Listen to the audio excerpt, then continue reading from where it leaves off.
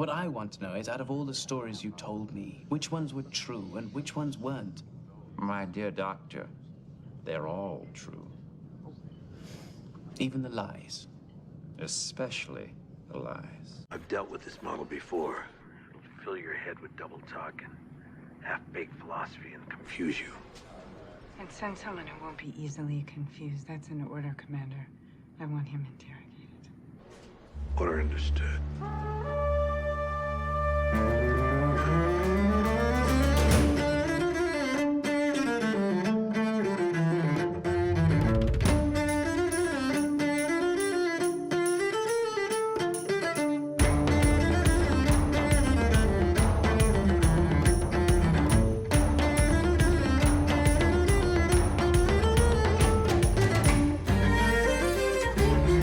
Good day and welcome to Battlespace 9, Episode 9. My name's Carl. Today's episodes are Deep Space Nine's The Wire and Battlestar Galactica's Flesh and Bone. And today's guests are... Caitlin. And Chris. Welcome back from A Star to Steer Her By. How are things over there in the world of Voyager? Good. So, we recently, at time of recording, passed our 6th anniversary. Woo. Which is so crazy. It's one of those things, when you start a podcast, especially in my case, it's the first one I'd ever done. It was just like, I wonder how far we'll actually make it. And yeah, we're actually now more than halfway through Voyager. When we started this, Discovery had, I think, been announced, but literally the only promotional material that existed was a picture of the captain's chair and the first render of the ship. So it was like, it was before the Star Trek bonanza we're now living in with, Season 5 of Discovery on the way, Season 3 of Picard on the way. Season 2 of Strange New Worlds on the way. Yeah, Prodigy existing, and Lower coming Decks. back from break. Yeah. Very soon. Yeah, so it's like, wow, are we ever gonna get to stop? We had initially joked it would be our 7-year mission, and it looks like we'll be doing this until we die. So Yeah, I think those are your choices. If you do a podcast, you can either do like 2 or 3 episodes and then give up, or it lasts for the rest of your life. Yeah, there's no middle ground. If only we were making McElroy money off of it. You asked if we had any thoughts on Star Trek Day. I will say the new Titan is ugly as sin. You see a new USS Titan in the Picard Season 3 teaser, and it has got to be the ugliest hero ship they've ever had. It looks like a background Kit Bash ship from, like, TNG, but it's a main ship. It's like a Constitution-class style saucer, a weird, blocky engineering section, and just these random nacelles. Like, it looks like each part came from a different kit. It is unbelievably hideous. Like, I am shocked at how bad it is. I'm looking up the image right now, and I say you're right. This looks like a random mishmash. Batteries not included kind of shit. Okay, those had a certain elegance. Let's be kind to batteries not included. I don't know how you feel about the new ships generally. I really like the design of USS Discovery. Oh yeah, like I love the Discovery itself. It's actually, fun fact, based off of a Ralph McQuarrie design. You're kidding. He originally was designing it for back in the late 70s, they were working on bringing back Star Trek as a TV series. Oh, Phase 2. That was originally his design for a refit Enterprise. I think I see what the problem is, because they're running out of ways to do a Star Trek ship. Convention demands that they have the saucer, they got the nacelles, they got the engineering thing. But, like, how many variations can you do? Now, Discovery, it's a triangle and a circle, it kind of fits. It's kind of different, but kind of calls back to the original. Like, you must go insane after 50 years of designing new Trek ships. You must be like, there are no rules! No rules! For anyone that hasn't seen Discovery yet, in Season 3, for story reasons I can't get into, the designers are finally freed from that convention and are clearly very happy about it. I really enjoy the look of the year 3000 in Discovery. Yeah. I think it's 3000. It's Ish, yeah, something like that. You know, that show has never been a prequel, really. And once they moved it to the extremely distant future, it all started working for me. Well, and Good plus old Discovery. it must have been helpful when they did that for the haters, because then they could just Right. focus on how much they hated having, people of color and queer people instead of bitching about canon. So I think that they could help them out. Right. Oy. Well, as we move into talking about an episode of Deep Space Nine, Yes. this all sounds very nice, and Picard season 3 is coming up, and I'm sure that'll be exciting. But I can't help wondering, when will Cisco season 1 premiere? You know what I mean? Even before the Trekessance, which I immediately regret having said. No. Oh God, that was bad. That's defensible. But even before that, I think he was on the record saying he did not intend to come back. Oh, really? Okay. So unless he has had a huge change of heart, or they find whatever money it is he might need. The biggest, deepest garbage truck of money they could find. Well, I realize, they have continued the story in novels and stuff, so I guess I shouldn't complain. But I guess I didn't know that, but I guess I shouldn't be surprised. He has sort of not been as vocal as the other ex-captains. Yeah. He didn't even get involved in the great that documentary that they did a few years ago. What was it? What We Left Behind? Yeah. Yeah. I want to say I even read like a few years ago he said he was retiring from acting in general, but I might be making that up. Well, and actually, didn't you say that Terry Farrell recently came out as saying that she would love to come back as Jadzia Dax if they could figure out a way to make that work? And I would love that, because like I said, I've been rewatching Deep Space Nine, and I recently landed on season 6, episode 16, where Jadzia dies, and I didn't finish the episode yet, but I recognized it and was like, no, there's so much show left and she's not gonna be here. It's like, it's no offense to the actress who plays Ezri Dax. I really don't think it's her fault. I think she's talented, and I think she does the best she can. Mm-hmm. But once Jadzia's gone, I lose all interest in that character. And I understand. She's just so neurotic and so... I just don't like her.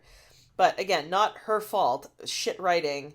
And thanks to What's-His-Dick, who was it that was...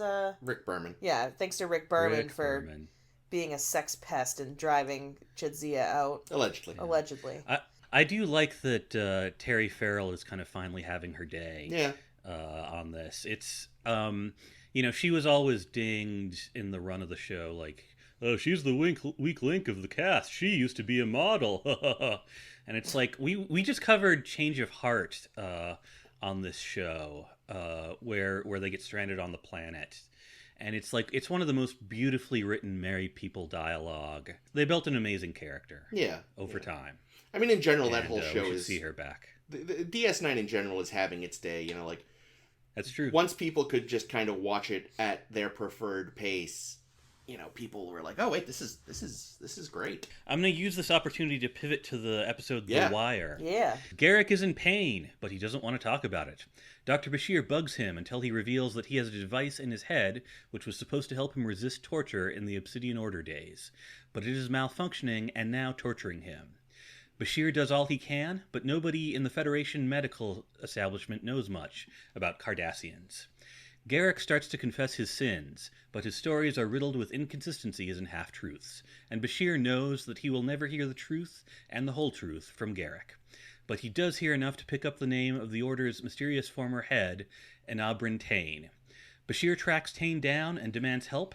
Tain politely agrees to give it to him, because for whatever reason, he wants Garak to live a long and miserable life, surrounded by people who hate him. Bashir succeeds in neutralizing the device, and the two go back to their weekly lunches, talking about art, and Garak tells him that actually everything he confessed was true, especially the lies.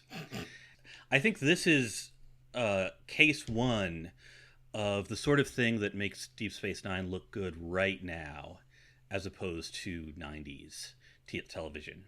And when you go back and look at that time, it sort of makes you realize how far they had to travel to get to like something like Game of Thrones, like or the Wire, the other Wire, where it's like this impenetrable world built on ambiguities. It's more fun if you don't quite know. Well, and whatever story they give you would be dissatisfying, so it would just be another reason to bitch about the show not being good. Like, oh, I can't believe they made Garak this or that. I mean, we want explanations. Yeah, let's look at the Star Wars prequels. Do you enjoy your explanations there, dummies? Dummies. And we do get a little more actual truth about Garak later. But we never do find out exactly why he has been banished, and that's fine by me. Yeah. Well, this is the thing. I actually, looking in the fullness of time, I am actually kind of impressed by how much of what they hint at turns out to be basically true. And he blusters, he fibs, he mixes up the truth with the lies, similar to another character we're talking about today. Mm-hmm. But, by the way, today's theme is love, pain, and lies, audience. Basically, we find out Enabrin Tain exists, and therefore we know now that he was in the Obsidian Order. Basically, he tells 3 lies, including the third lie, which he claims is the truth. He goes from, I was a gull who killed a bunch of prisoners, to I was a weakling who released a bunch of prisoners, to somebody released some prisoners, and I was going to frame my friend Elam, but he framed me instead. Yeah, it's interesting when knowing that Elam is in fact his name. One thing that's never quite resolved is, was there a second person? Yes. Or is it just this way to separate his concept of himself from what he did? Yeah, I think we're just separating him like a Darth Vader, Anakin Skywalker type of thing. That seems... Your father was killed by Darth Vader. Elam betrayed me with his bullshit. Yeah, Elam and his moment of weakness betrayed Garak. And Garak is the one who loves repetitive epic and is devoted to the state and all this other stuff, and Elam is, his... Well, it's like his humanity. I mean... Yeah, I was trying to think of his Cardassian Cardassianity. His Jiminy Cricket moment. It's not really... His Jiminy Cricket! Not so much a conscience, but just like he said, maybe it was just he was cold, he was hungry, he knew the occupation was over. Who cares? I didn't realize until I put all the lies together that they are sort of all different variants of the same story. Yeah. And that really pleases me. To really answer this, you have to go back and sort of say, what kind of guy is Garak? Like, what does he consider the truth to be anyway? And I'm in, as a spy who is one of the most secretive people by nature, I feel like it might even be natural to him to sort of rewrite his own memories. And particularly the fact that he says it's his friend Elam. I mean, he is almost sort of destroying himself so that he can bury and hide and protect himself. I'm not sure he's lying when he says everything I told you was true. You kind of have to, and I haven't really thought this through because I just had this thought, but what is his motivation each time he lies? Yeah. And certainly the first time is the most obvious. He wants Julian to leave him alone. Yeah. He wants Julian to be angry with him, so that's the version where he kills a bunch of Young prisoners. Jedi? Oh. Yeah. Which he felt like would be something that would horrify good Federation boy Julian. You don't like that, do you, Starfleet? Yeah, and he doesn't like it, but at the end of the day, his impulses as a doctor override any kind of moral reprehension. Yes. Which I don't think Garak was entirely prepared for. Julian likes a bad boy, you know? He does. Well, in general, never underestimate a Starfleet doctor. Seems like the through line with all of them is that, like, at the end of the day, I'm a physician first, which I appreciate. Yes, absolutely. The second lie, that is the, all I wanted was a hot bath and a good meal. $10,000 a night hooker. Room service. I want room service. I have said this before, but I don't know, like, he ever joins Cameo or something, I really want Tom Hanks to do that soliloquy. Tom Hanks? Yeah, just because it would be hysterical. Wow. Like, that blows my mind. Just picture Tom Hanks shouting about Mexican beer and prostitutes. Expensive prostitutes. Wow. Anyway, but that's not the point. Well, yes, that's not the point. So he's vulnerable. His second lie, basically. Yeah, and he is trying to find a way to collapse on that scene. He's like knocking stuff over. Yeah, I did notice at one point he says 2 years. What a waste these last 2 years have been. And I just want to say same. Yeah. Having lived through the pandemic, same. Yeah. We're all feeling for you, Garak. So that's like his. All right, I guess since you didn't run away, Bashir, I guess I'll be a little vulnerable, but also I hate you. You're mediocre and sanctimonious. And having lunch with you is the fucking worst. I mean, and that, a little bit of truth in the lie. I think he does enjoy his company. I think he likes Julian. And that's the worst part of it. But also, yes, especially this is early days Julian, when he is still kind of smug and insufferable. Yeah. I mean, I think we all kind of hated Julian a little at this point still. Oh, big time. Because he was always, like, unsubtly and grossly chasing women. Especially Jadzia. Ugh. Yeah. But it's also interesting because it feels like the beginning of, like, smug, I can cure anything Julian. Because it feels like this is his, like, hero complex at work. Like, I have no idea what I'm dealing with, but I'm just the man for the job, definitely. And that is something he never fully shakes. Oh my god, no. But if he did, if he didn't have at least some flaws, he wouldn't be interesting. On the first episode of this show, we remarked that if it was not for the one small scene of Julian healing somebody expertly, he would come off as like a comic buffoon. Yeah. The whole episode. Yeah, I mean, that's the thing, is he is actually a very good doctor. I'm a good doctor, but I'm annoying, so I guess I'll just be a really good doctor. And sort of by becoming a better doctor, he becomes a better person over the course of time. Of course, and without... Like, I'm a good doctor, let's start there. It's interesting to wonder about Julian's bluster in light of things we find out about much later. Oh, yeah. Like how much of that... fits together. How much of that is, like, overcompensating for perhaps questioning the root of his ability, we'll call it. Julian is sort of open-faced and easily underestimatable. Yeah. But he turns out to have more to him, particularly when he just fucks off and breaks into the Cardassian CIA director's house. Yeah, which admittedly the director sort of allowed, but the fact that he would try it at all is ballsy. But I mean, who would say, you know what I'm going to do today? Yeah. Obviously a lot of us would love to see, like, Garak and Bashir getting together. I would love to see it, but I also feel like it might not work. Their lives are just so different, and their experiences are just so different. Well, and also, like, with it TV in might general... ruin what they have. With TV in general, like, any show where characters that kind of have this tension for years finally get together, it gets way less interesting the minute they do. That's true. Kira and Odo is a spoiler. Yeah. Kira and Odo. Yeah, well, it's, famously, like, even, like, another 90s show, Lois and Clark.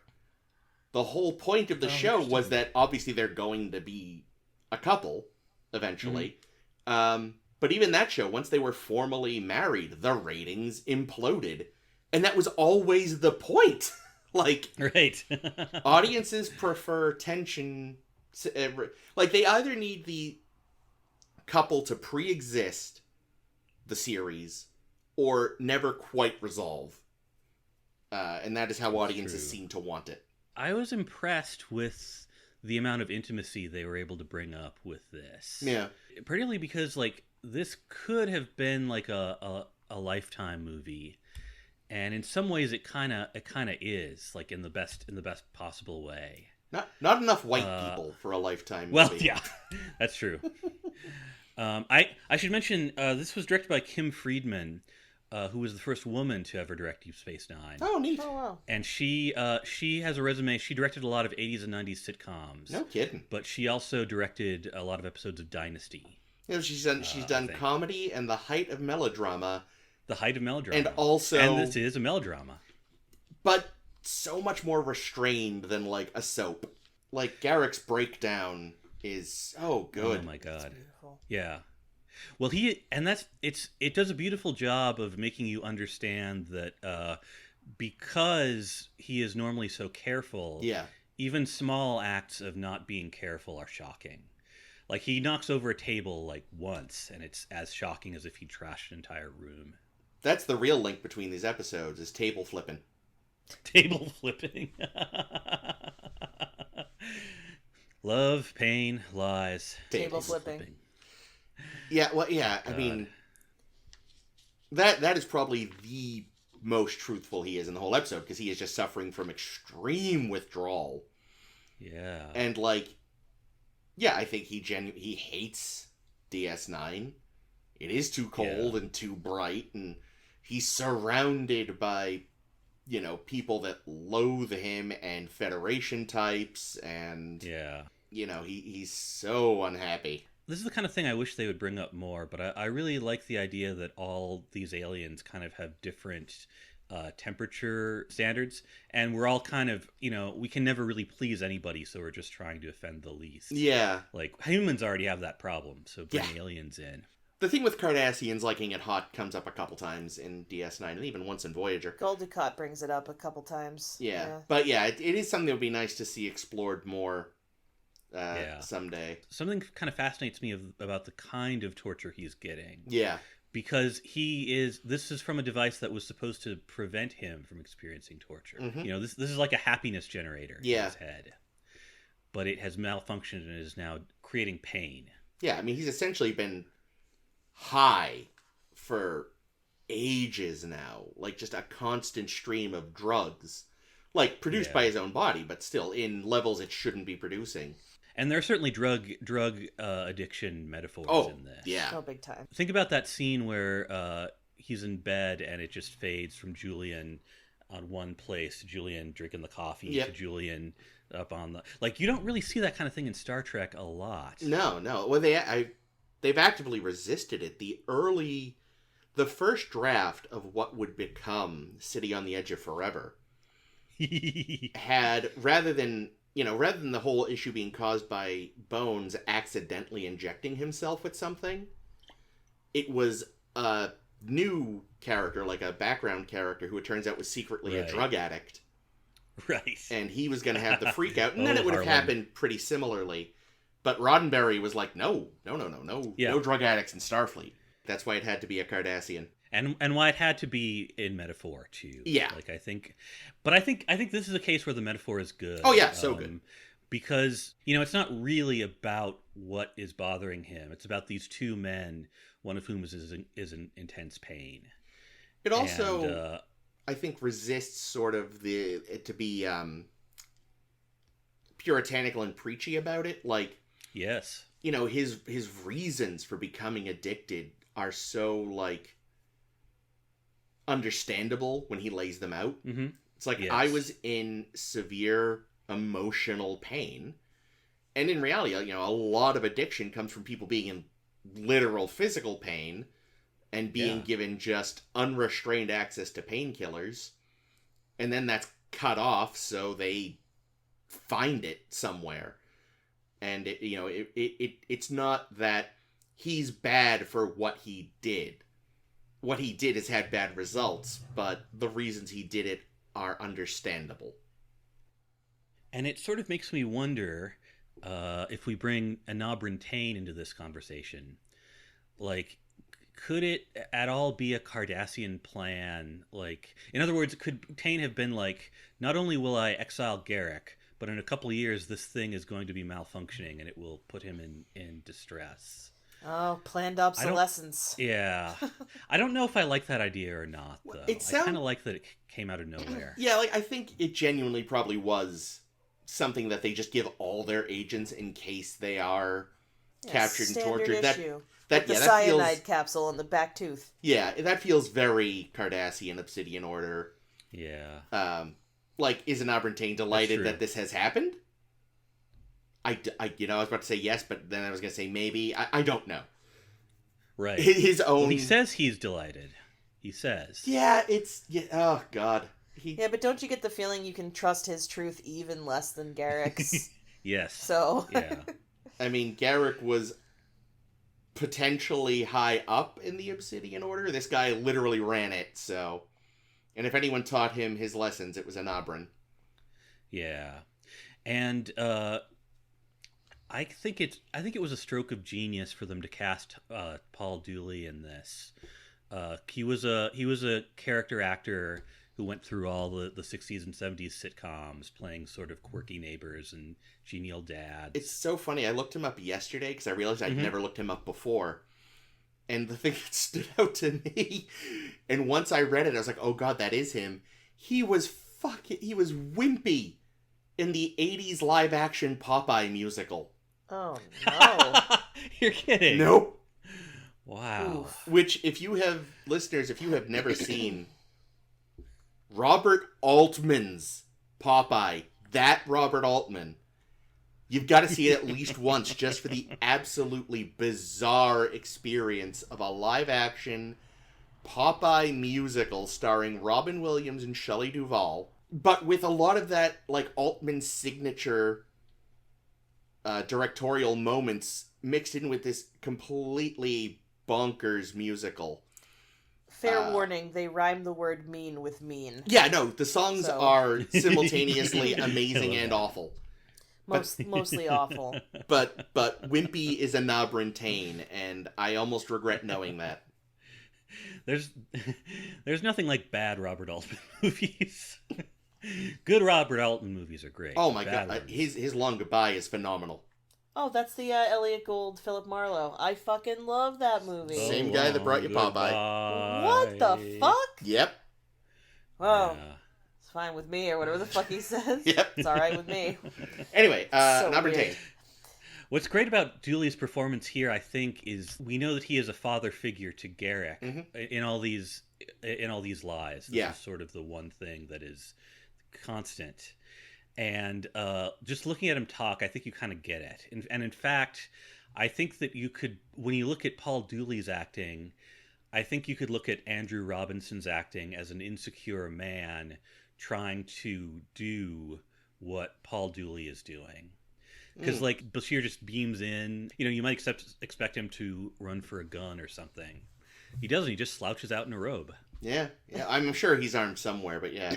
And there's something just... What's interesting is, like, Garak, most of the time, is just always that sort of slimy genial. Yes. And, like, he lets you know through the way he's always sort of grinning at you that he is scheming the whole time. Yes. The fact that Enabrin seems genuinely genial makes him so much scarier.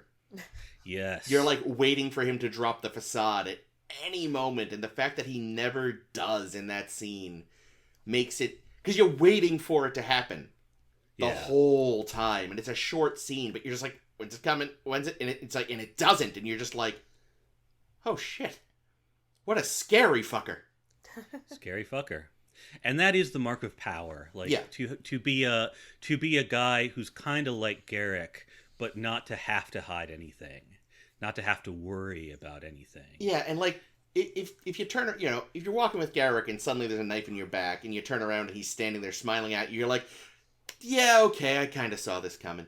Like with Tain, you might almost be surprised. The writers do a good job of making it all make sense in a subtle way.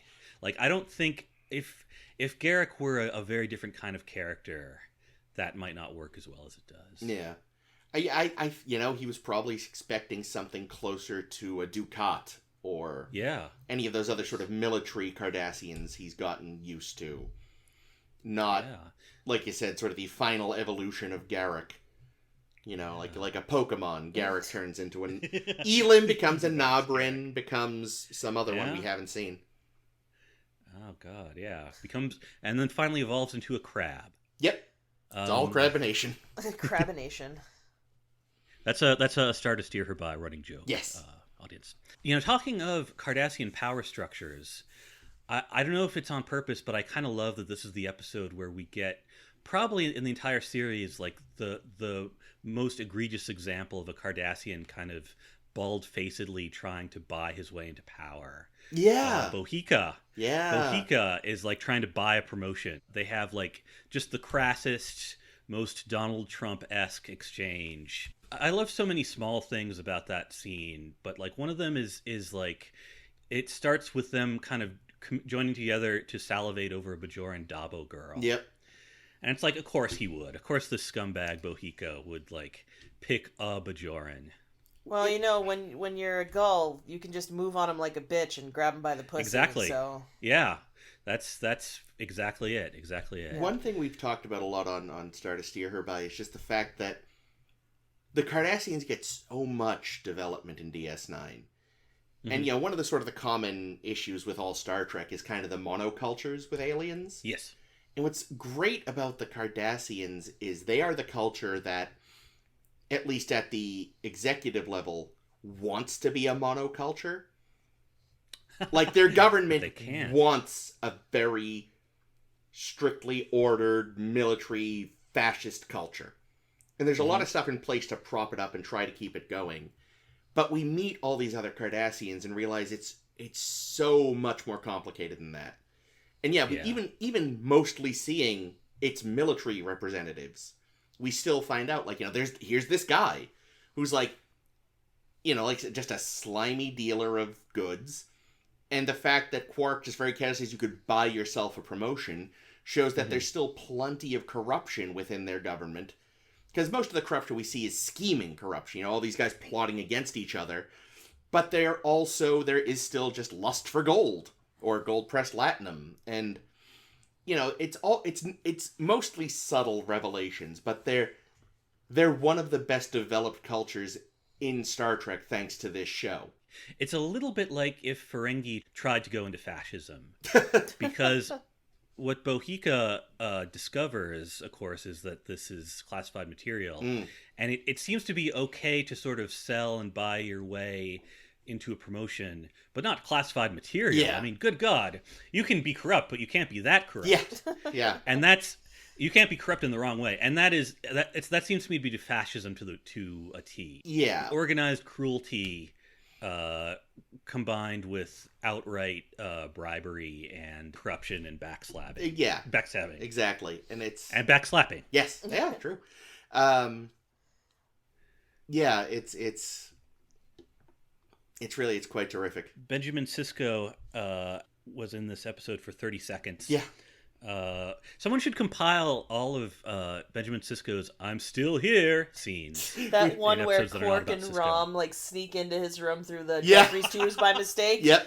Oh, took the wrong turn. Yes, it seems so, and that's his whole thing in the whole episode. So good. I remember that. It's funny, actually, though. I mean, this episode really, if you think about it, most of the cast isn't here. Yes. Kira has a line. The Chief shows up for 30 seconds. You don't see Jadzia at all. No, not at all. It's really, they focus mostly on Garak and Bashir, and the episode is stronger for it. There's no forced B-plot meanwhile, Jake and Rom... Nog.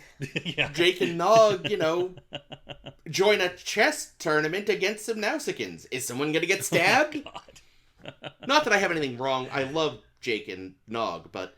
Yeah. No, it would have been off-theme. Star Trek loves an off-theme B-plot. Oh my god, so much. Some of the worst shit we've talked about has been when, the A-plot is very serious, and then the B-plot is, jarringly, yeah, and it's something... goofy hijinks. It's like, what the fuck? What are we doing? It's something like Darts. all the 90s series on are guilty of. TOS, 60s TV seemed to be different. They didn't seem to do B-plots as much, so it really wasn't an issue. But like TNG, DS9, Voyager, they've all been guilty of like, here's a very serious A-plot, and here is the dumbest sitcom bullshit B-plot you've ever seen. I like that Enabrin Tain bothers to figure out what Bashir's middle name is. And his Oh, favorite yeah. beverage. Yeah. Favorite beverage. It's like if you get junk email and they know your middle name, like you watch out. It's like, oh Oh god, god, they might be Obsidian I figured out Order? my middle name. Yeah. So the next yeah. time I get You an never email know. about boner pills, I maybe should worry about whether or not I'm being watched by the Cardassians? You know the Obsidian Order is heavily invested in boner pills. I think they have to be. I will say, though, To be. before we move on, the Obsidian Order is what the Tal Shiar wish they were. Well, they even say Yes. that the Tal Shiar, they basically are like, Tal Shiar ain't got shit on the Obsidian Order. Well, yeah, but they're still trying to act like the Tal Shiar has any shit, and they do not. I would say the Tal Shiar have plans in the same way the Cylons have plans. What a Right. segue. Thank you. Congratulations. I was going to mention one more thing about the direction in this episode. Yeah. Friedman did a lot of handheld shots. And of course, Battlestar Galactica is all handheld shots. As Caitlin So was it's a little mentioning bit- earlier. Yeah. It's a little bit of another glimpse into the future. Yeah, look at that. I'm so glad you said that, because I was so bothered by that aspect of this episode of Flesh and Bone. Like, especially... Let's get to it.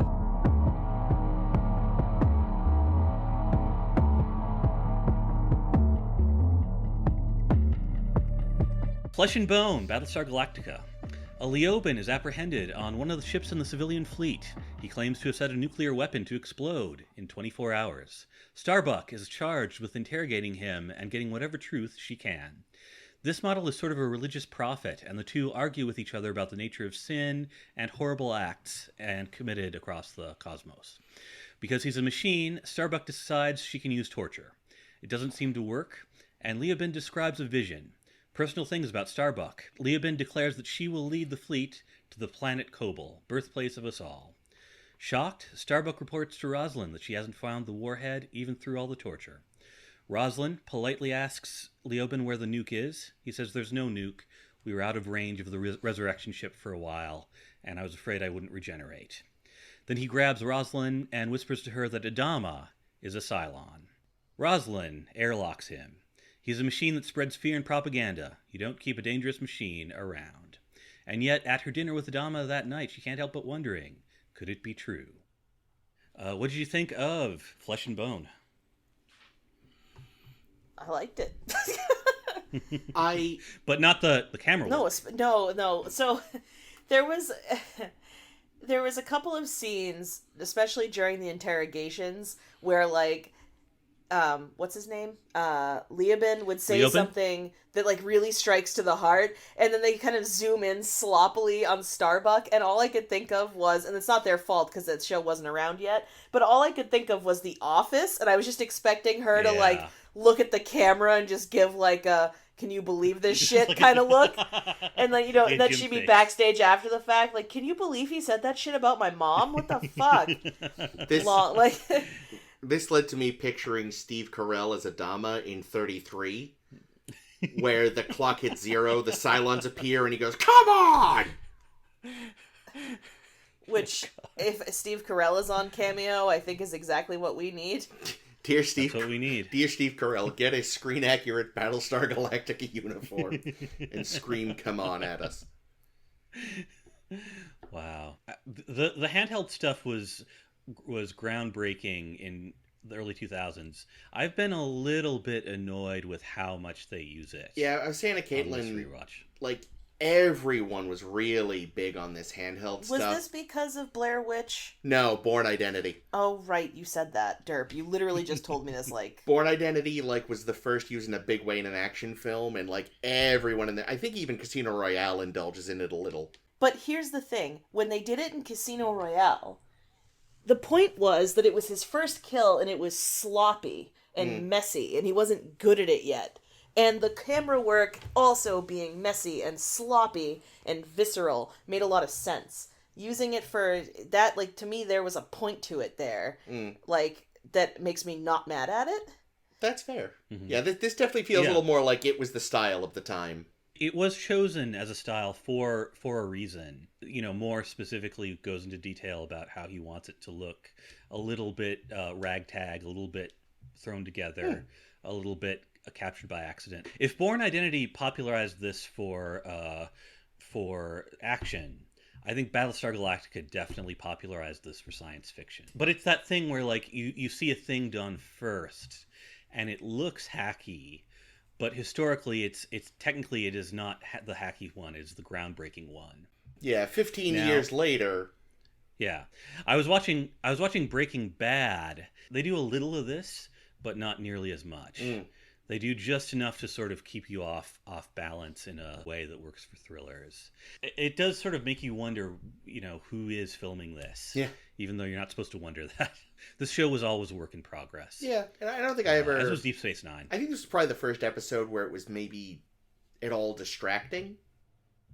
I think by and large it hasn't bothered me. I actually quite like when they do it for the, like, establishing shots in the fleet. They'll kind of do that sort of slightly awkward zoom in on a ship and...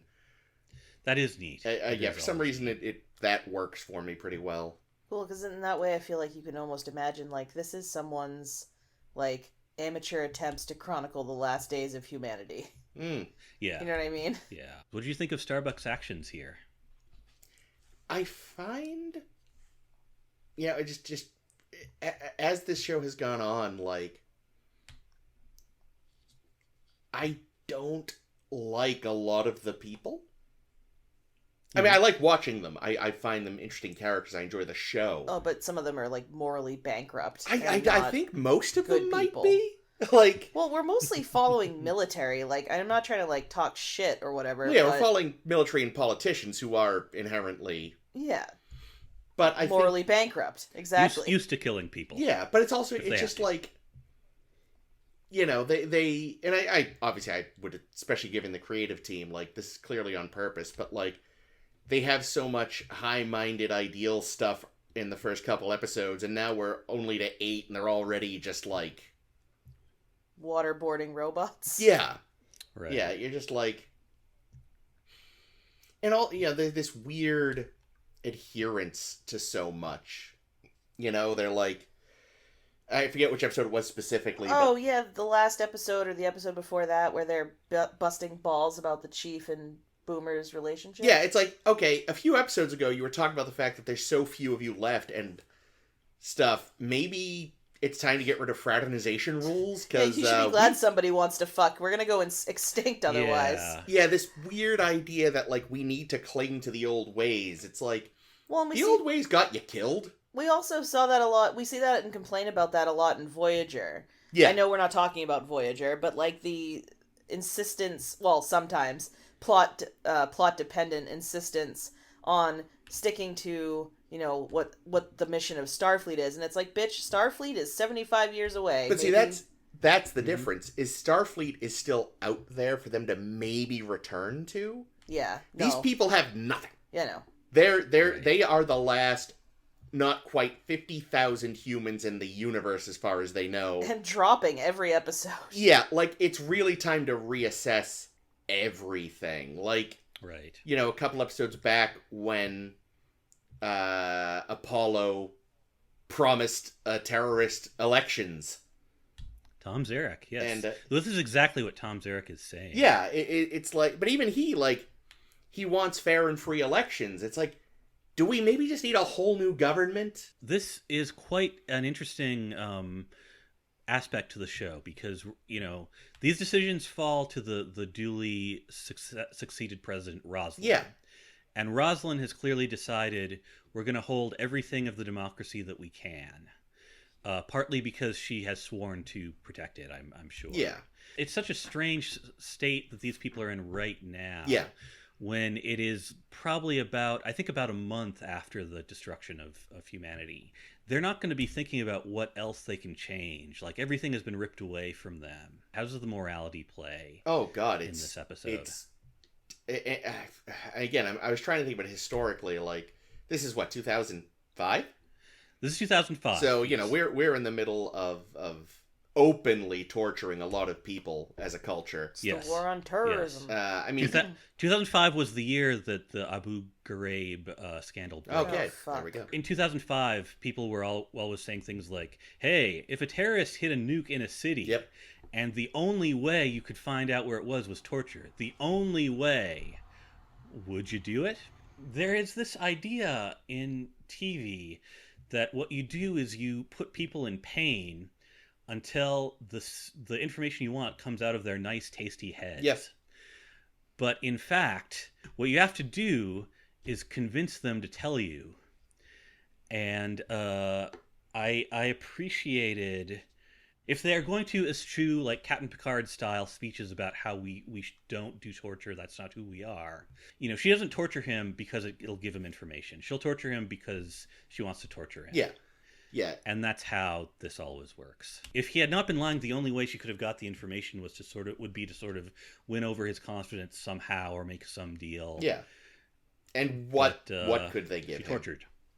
What could they give him? Yeah, and she even says at a point, like, this is right about when a human would be giving me a lie to get some relief. It's like, so you're admitting this is pointless.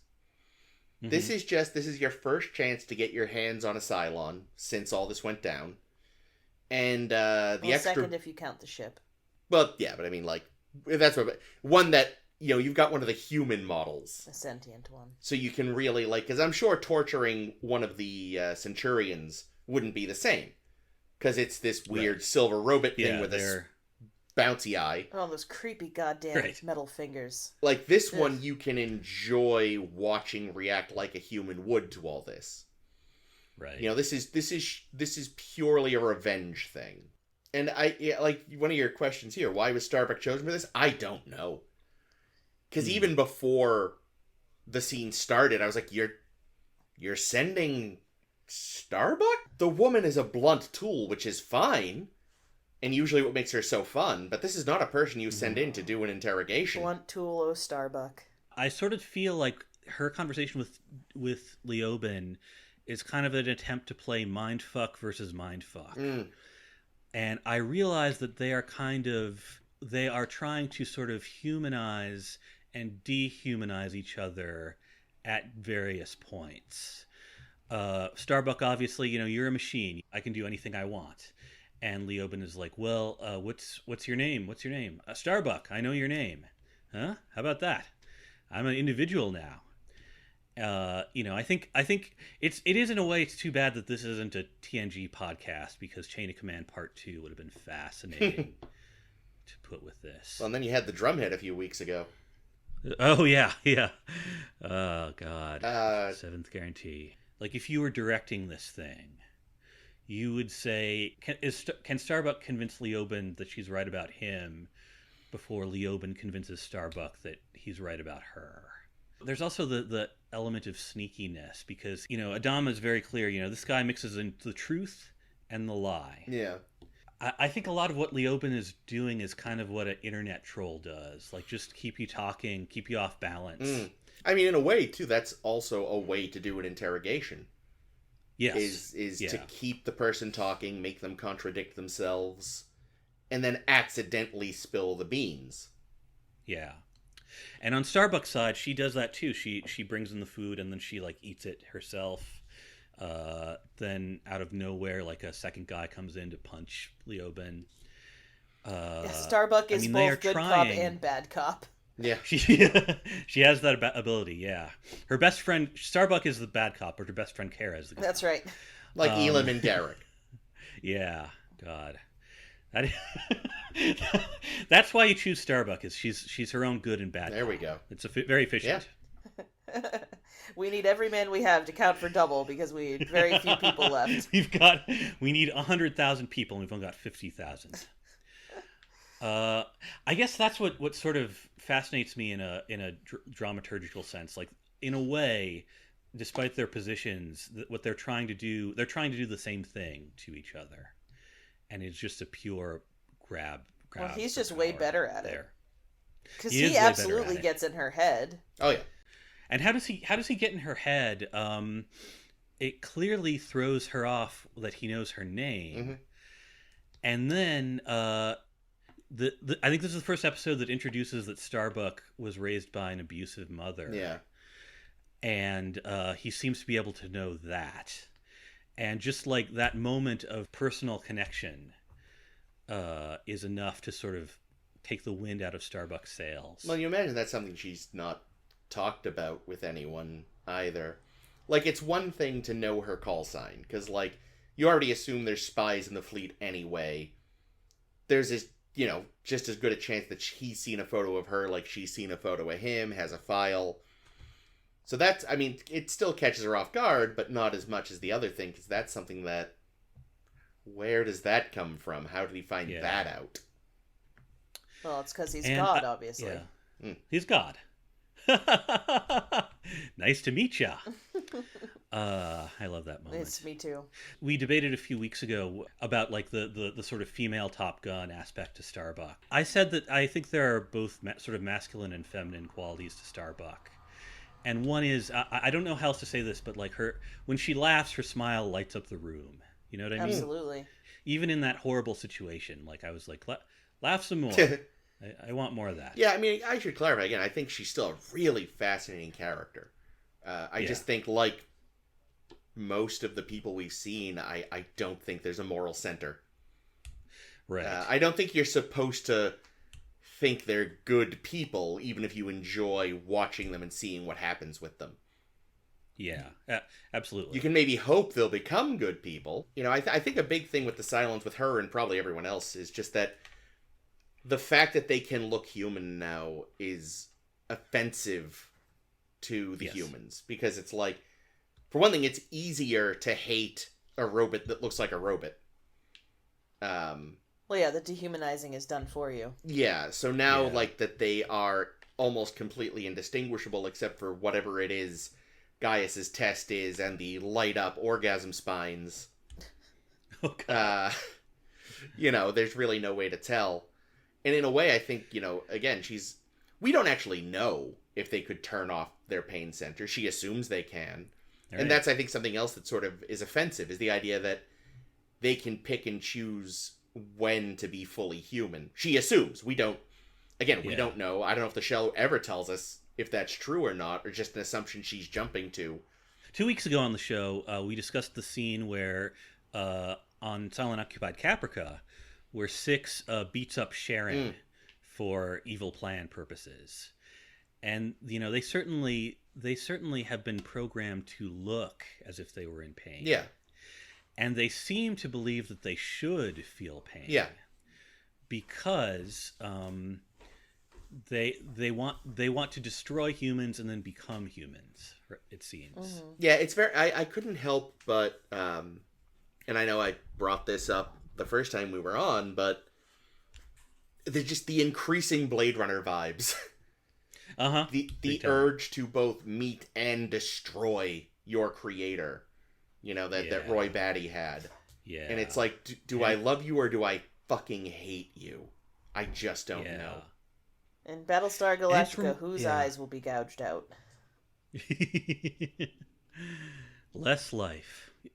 It's interesting how well this comes across without them really coming out and saying it. Let's talk actually about Cylon Occupied Caprica. Normally I kind of skip over it in recent weeks, but I think now's a good time to check back in, because holy moly, stuff is happening. Yeah, they are running a weird little experiment here. It's like, let's see if we can get this guy to play house with you for Christ knows what reason. It feels like, again, you could read it as, I think, Caitlin, you said this, just trying to understand your enemy. Mm-hmm. But also just like, sometimes it just feels like maybe they're just having fun. Like, let's see what we can get this guy to do. I was just going to say, like an X-rated hypnotist show. Oh my god, I bet Cylons are definitely into X-rated hypnotism. They would especially maroon Doral? Suit jacket guy. Doral, yeah, I thought the same thing. I feel like because he's the most straight-laced looking, You know he's the one that's into the weirdest Oh yeah, shit he's in the bed. worst for sure. Yeah. Like, if Yeah, anything, absolutely. despite the fact that she's, like, the one slinking around trying to seduce people, Six is probably actually mostly vanilla.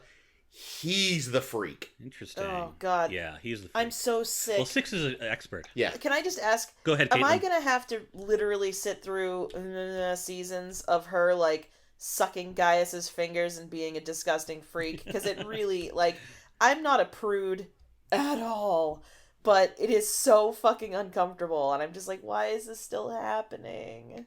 Why, Chris indeed. posited that it was never going to end. Is it never going to end, Carl? It's going to evolve.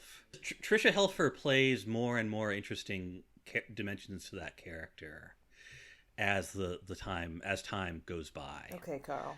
I trust you. I don't really think I can say too much, though, partly because this is an element of the show that I was not sure how would play. Like, I've heard people on this show have said everything about Six, from positive to negative. This show made a lot of claims about being sort of adult science fiction, and I feel like it's really more like teenage science fiction. Not in a bad way, but like, what are the main themes of Battlestar Galactica? Well, your dad fails, and sometimes people have sex illicitly, and everything is just harder. The stuff we all think when we are starting to think in adult ways. It's as horny as Enterprise, a little less gross about it. Less gross than Enterprise. I haven't seen much of Enterprise. Enterprise is, wow. even for Star Trek, very horny. And it's Yeah. so, like, childishly horny.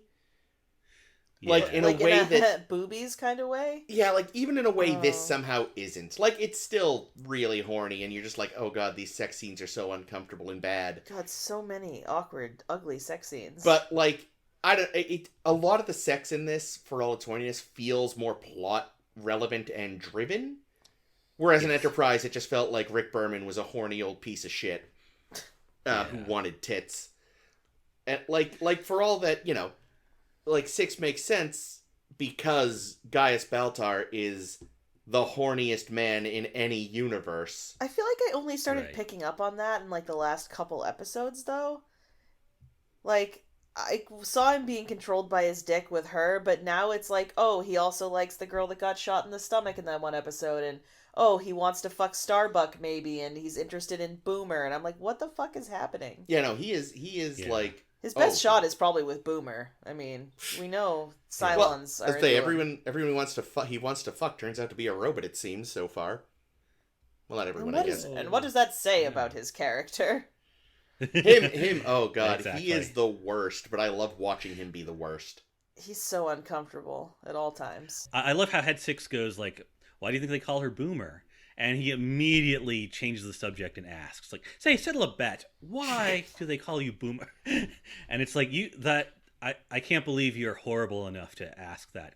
Not just morally, but like, I can't believe your sense of humor is that horrible. He has lived in this weird half in, half out world long enough that he has become obnoxiously confident in his ability to sort of put one over on literally anyone he meets without much work. In spite of doing lots of air making out in front of confused guards. Yeah, exactly. It also just shows how disconnected he is. Like, dude, this is a pilot call sign. Whatever it's about, it's not what you think. Okay, also, what are they thinking? I don't really think Boomer, like, again, not a prude, and I'm trying really hard, but I don't even know what positive sex thing Boomer could possibly be about. Who the fuck knows? That's the thing, but that's his mind. He's just so guttery. Like, again, she's a pilot. It probably had something to do with she, shot something she shouldn't have, or to be really childish, after a night with too many beans. Yeah, like... Yeah. I mean, how do they come up with those military nicknames anyhow? It's usually something personal, right? Like, yeah, or it's like with Hot Dog, it's just your CO making fun of you. And it sticks. Have either of you ever been nicknamed by somebody else? I have not. I was frequently called Hat in college because I always wore a hat. I was gonna tell Carl to guess why. Sorry. It's okay. Interesting. I was nicknames fall off me. One time in 8th grade, someone tried to nickname me Chuck, and that lasted like a week. How did they get Was shocked? their name Peppermint Patty? I don't know. How did they get shocked? Was their name Peppermint Patty? I don't know. Well, it wasn't just Chuck. It was Chuck. So like the only Chuck I can think of is Charlie Brown. Same. Yeah, Jeez. Chuck I is could short get. for Charles. I was kind of a Charlie Brown like kid, certainly, as I'm sure we all were. Still, that's But an odd it one. doesn't. I was complaining in last week's episode how all of the Carls on TV kind of suck. Carl from Jessica Jones sucks. Carl from Aqua Teen Hunger Force. Wait, sucks. which one? Who is Carl and Jessica Jones? I don't remember. He's like the father of. He creates. I can't remember anything anymore, but like I think he loves Jessica Jones's mother in a creepy way. Oh, fun. He's like a introverted, socially awkward Barkley type scientist. Ew. And then of course Chicken Sandwich Carl from the State is always fun. But there is one good Carl out there, and it's Carl Agathon, Hilo from Battlestar Galactica. He is so cool that it is presumable that a Cylon could fall in love with him. Yeah. They're like, okay, what you should do now, Sharon, and I think of you as Sharon now, Yeah. because this is the other thing. The Cylon identity seems to be a little bit malleable compared to human identity. They're not. They have their individual models, but within that, like they're like, okay, I'm going to start calling you Sharon now because that makes sense. And also, like, probably she doesn't like her for some reason. They're starting to infight. Bad machines. They're infighting bad. Yeah. Not only that, speaking of middle school, I feel like they are, in a way, having killed most of humanity, they are now sort of going through adolescence. Because, like, look at the dialogue in this. Sharon's like, "We had sex. Congratulations." Yeah. Does he love you? I think so. Has he said it yet? Not directly, but it is so middle school. Well, it feels like something. And I like to think that's on purpose. Yeah, it feels like something out of a bad rom-com. You could totally see that being Yes. played for laughs. Like, we had sex. Oh, congratulations. Does he Yeah. love you? Well, he hasn't said it yet. Well, then you're just guessing, aren't you? It would be interesting if it was delivered by like the 70s Battlestar style. Oh no. We had sex. Congratulations. Does he love you? I think so. By your command. Now I want a scene read by 70 Cylons. I want it read by Daleks. Oh, and Cybermen. Cybermen. Borg. Does he love you? Borg. I think so. Resistance is futile. And then they say if he says no, kill him. Yeah. And apparently the thought of him dying is so horrible to Sharon that she decides to flip, that she decides to switch sides. Yeah. What's different? Everything's different. I trust you. I mean, if we think of the Cylons as the Borg, this is like Sharon kind of biting the apple of individuality. It's interesting watching this in contrast with Deep Space Nine, because I sort of, when they mentioned that thing about the cabin, I was like, oh, they're gonna make him a kept man. Like he's gonna be like Wrong's Darker Than Death or Night or something for them, which is creepy.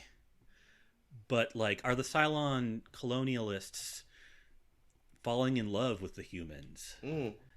Like, are they keeping a few humans around for whatever purposes, and they find that like they like something about us? I don't know. Yeah, I feel like it all gets back to this, like, meeting your creator and not being sure if you love them or want to destroy them, or... And I kind of wonder, because we don't know... Yeah. And again, I don't know if the show reveals more, but... You know, it's this... like, now that they are so... I mean, even the fucking fighters, which you'd think are fully robot, have a biological interior, which was shocking and gross, and oh god... I watched one of that while eating, and that was a mistake. Like, that caught me completely Starbuck off. flying a corpse. Yeah, like, that caught me completely off guard. I'm like, so wait, do the Centurions have bio bits inside? I don't know. But, like, the fully humanoid-looking ones, like, could they have a child with a human? Is that something they're trying to find out?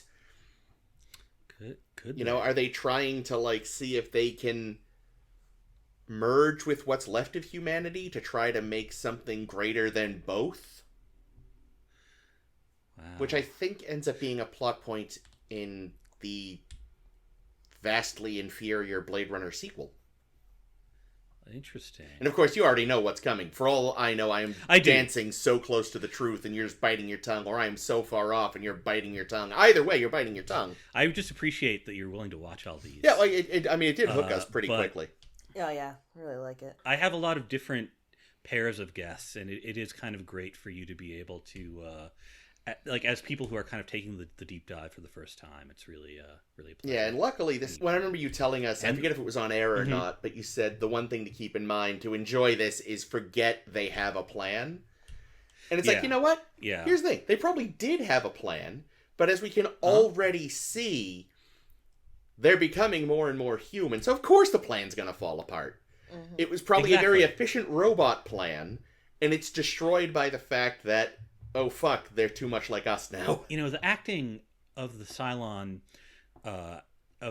characters is so like if you said to me, these are machines that look like people, and you watch them talk to each other here, I would buy that. Absolutely.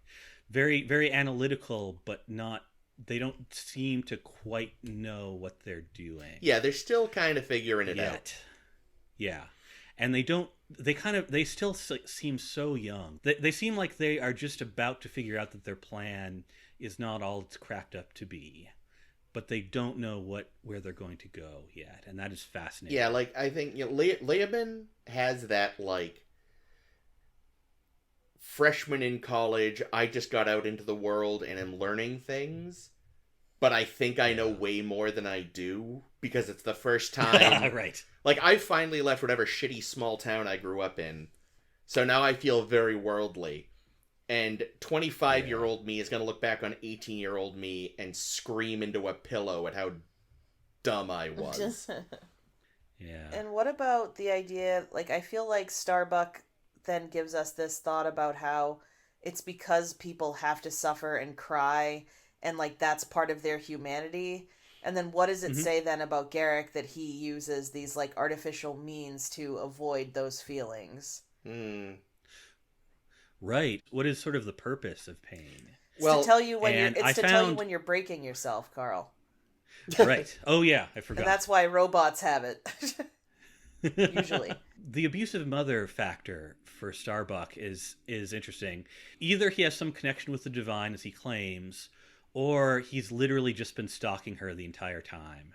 And like I'm sure that she doesn't talk about it, but I suspect she lets on more than she maybe is aware that she lets on. Maybe a psych file somewhere. Yeah. So like, you were born to a woman who believed suffering was good for the soul, he says. It sounds very, very Catholic to me. And very Puritan, frankly. I mean, very, very colonial. Suffering is good for you, and you should endure it to become stronger. And presumably that's also why Garak doesn't ask for help, because he should be able to handle this. Yeah. Well, also, he feels like he deserves it to some extent. Right. Because, he wouldn't have been exiled if he hadn't somehow fucked up. Speaking as a lapsed Catholic myself, the Cardassians would love Catholicism. Why do you think Starbuck prays for Leoben's soul? God, you had to ask the hard question.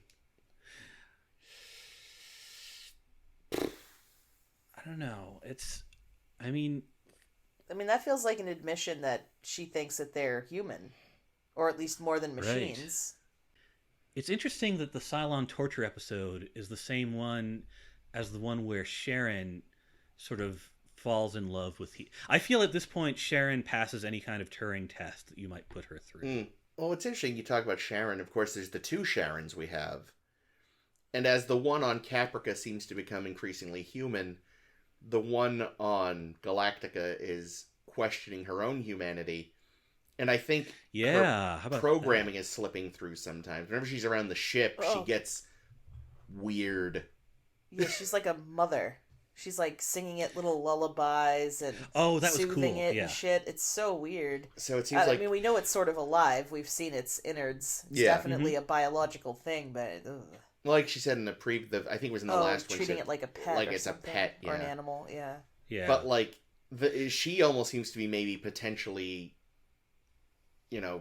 losing aspects of hers while the other her gains more. Last week was when someone put some hate graffiti on her mirror, Cylon. Her world is sort of collapsing. Her chief, she's not with the chief. Yep. We learned from this that she does not even have a human family or any memories of them. And this is, we can see they're on opposite journeys. Mm-hmm. And that's very much on purpose, I think. Yeah. This in no way answered your question, though. No, I went in knowing we could only scratch the surface of what these two episodes have to say. Yeah, and I think we scratched them quite well. Maybe it's to sort of counterpoint all the sort of Top Gun Starbuck we've seen at this point. That it certainly does that. I think that she does it partly as a way to sort of regain her own humanity. I like that. Because she really sank a bit low here. And she knows it. I mean, 24 hours or whatever, torturing Leoben does nothing.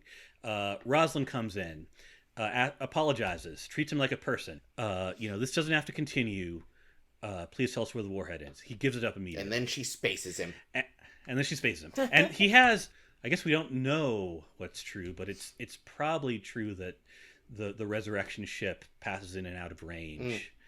I don't think we have a reason to doubt that yet, but assuming his religious mission is legitimate, he clearly believes that he was fated to meet Starbuck, and she was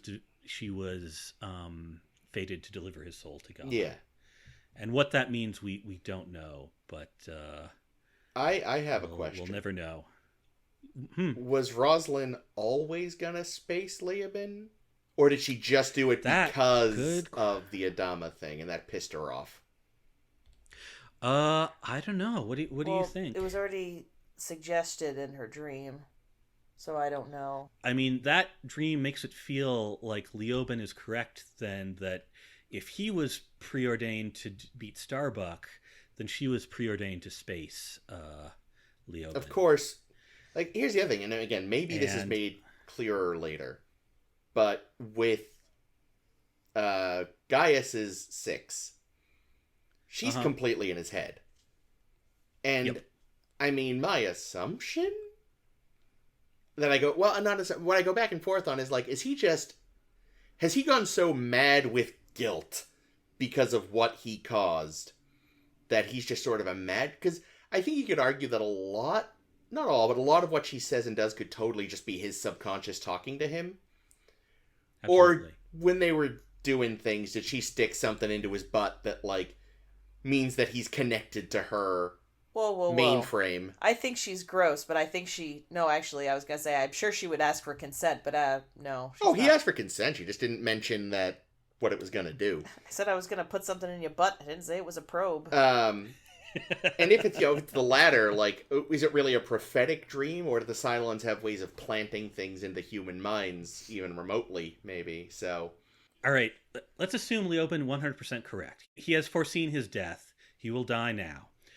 So, all right, what are the two things he has to do? Well, number one, we have no need for the nuke anymore, so let's get rid of that. Number two, but despite that, I want to be spaced. I don't want them to forgive me. Because this peace that Laura proposes, he doesn't want either. So he leans in and he says, Adama is a Cylon. It's the worst possible thing. They have had a successful working relationship. And it would be a betrayal emotionally on so many things. Yeah. And it is such an obvious troll, even if it were true. Like, it is the perfect trolling thing to say, to get her pissed off and to get her to space him. And that's why, I think power is at the center of this episode. Yeah. Definitely. And the idea that Starbuck has less of it than she might think. And that whole scene, he's like, there's no nuke. Immediately Starbuck slumps off and goes to the corner ashamed. Like a chastened little kid. I blew it. Yeah, I think there's no doubt that at the end of the day, Leoben held all the power in all the interactions with both of them, because he gets what he wants completely. Yeah. Similar to 6. Like, that's the other thing about Head 6 is like she does all the gross sex scenes, but she has the power in every other aspect, being a Cylon. This is our 9th episode. 8 times before now, I have asked the question of our guests, which episode do you think wins this week? 4 times they have answered Deep Space Nine.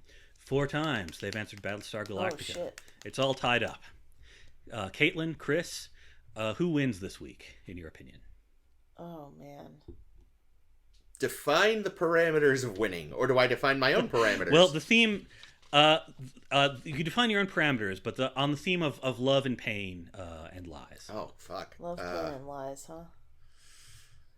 There's so much lying in both. I know. You can't... These episodes will spin your head around. It's hard, because... Don't watch them right after each other. I did that. Bad news. Yeah, I did it too. Yeah, me too. I'm a trained professional. I like...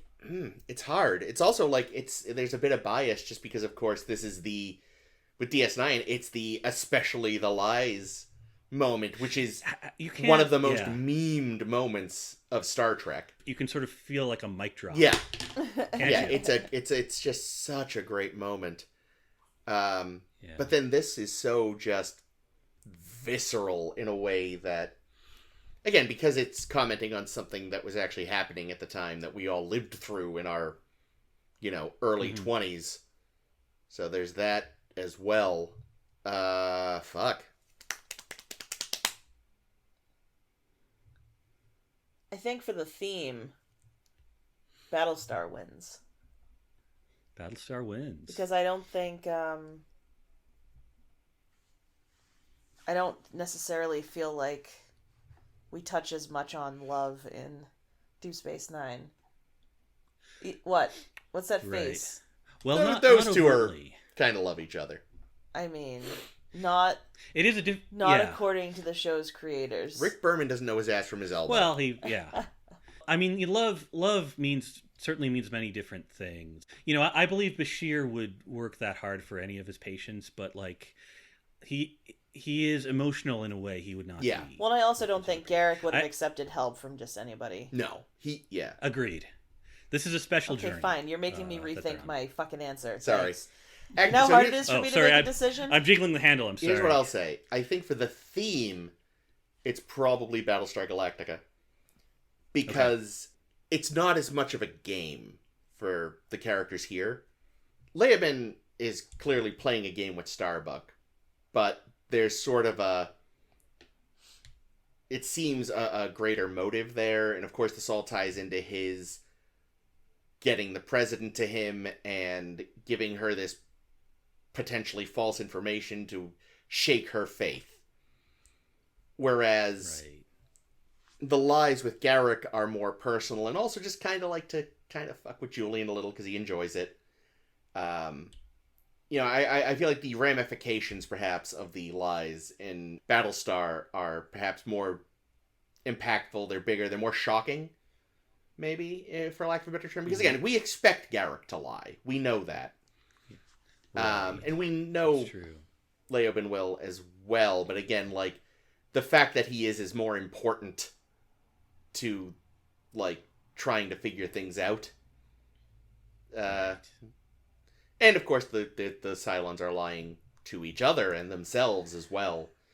Like, it's more... It ties into the overall, I guess, events more. Whereas the lying in DS9 is more for the character piece aspect. Okay, so Battlestar... And Caitlin, are you going with Battlestar as well? Yeah, I think I'm going to stick with my original answer. Okay. Battlestar Galactica wins. I am going to enter a minority report for The Wire, though. Go for it. Deep Space Nine, just because it's interesting. I think I agree. I certainly agree with you that the text of Flesh and Bone says more about lies and love and stuff overtly. But I think the subtext of The Wire, I have found, stays with me more. That's fair. I also may end up reassessing after because that's the other thing is The Wire has the benefit of my kind of knowing where the series and these characters and their relationship is going. Whereas there's still a lot of mystery to me as to where exactly Battlestar is going. Don't worry, Yes. they have a plan. And and it's never, and this is a show that is sort of designed, I think, to be sort of reappraised every few years. And if you see it differently as an adult than as a college student or as a retiree eventually, if we ever all get to retire, We'll have to keep that them is crying. by design, I think. I think it would have been interesting to do a comparison of like ideology in these episodes too, because you've got Leoben's like deep belief in like his God, and I sort of feel like he's a Jesus-y figure because he's this he shows up and he's spreading his propaganda about his beliefs, and he's ultimately sacrificed, and that leaves a lot of feelings and thoughts.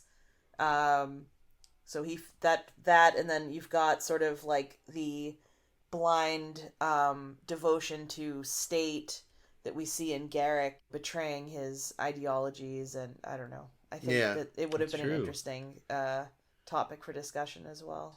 Well, Cylons, in comparison with the Cardassians, is certainly interesting that way, because they are they want their populace to be machines supporting the state, and Cylons are kind of machines, but like their individuality and humanity is coming out now that the humans are dead. They're sort of trying to find out what their culture is. Kind of. They're like we won. Now what do we do? Whereas the Cardassians, especially where we see them in DS9, are like kind of trying to hold it together. We do eventually find out that this, however long this government has been this way, it's starting to fracture a little. Yeah. I think the thing that stuck out to me too was like with the repetitive epic. Oh God, I love the repetitive. The idea that like it was just 7 generations of this family who all did the same thing. They lived a devoted life to the state and then died of old age. And I was like, I'm sure the fact that 7 generations of the same family got to die of old age is impressive to a Cardassian. I feel like every Cardassian family probably has at least 1 or 2 recent ancestors who were executed by the state either openly or quietly for reasons. And that's truly the shocking thing. This is a family that 7 generations in a row just got to live good, full, unexecuted lives. Nobody's dead yet. Hooray! Is there anything you would like to plug? Just a Star to Steer Her By, sshbpodcast.com. We're also on Facebook because we're old people and don't understand other forms of social media. We recently did our annual anniversary special where we wrote fan fictions about characters in the shows that we're currently watching. Yep. It was a lot of fun as always. Yeah. So definitely check that out. Caitlin wrote about Tuvix, but in a different way. Carl, you've already listened. What did you think? I loved it. I Yay! 100%. I believe you're in season 4, right? Your Season of 9 just came on. Yep. So exciting times over at Star to See Her By, and exciting times over at Battlespace 9. Next week we'll be reckoning with the Deep Space Nine episode The Forsaken and BSG's Tie Me Up, Tie Me Down. Oh my! And the theme is Wild Women. Thank you for being here, Chris and Caitlin. I'm Thank you Carl. Thanks for having us. And remember, I'm God. Pleased to meet you.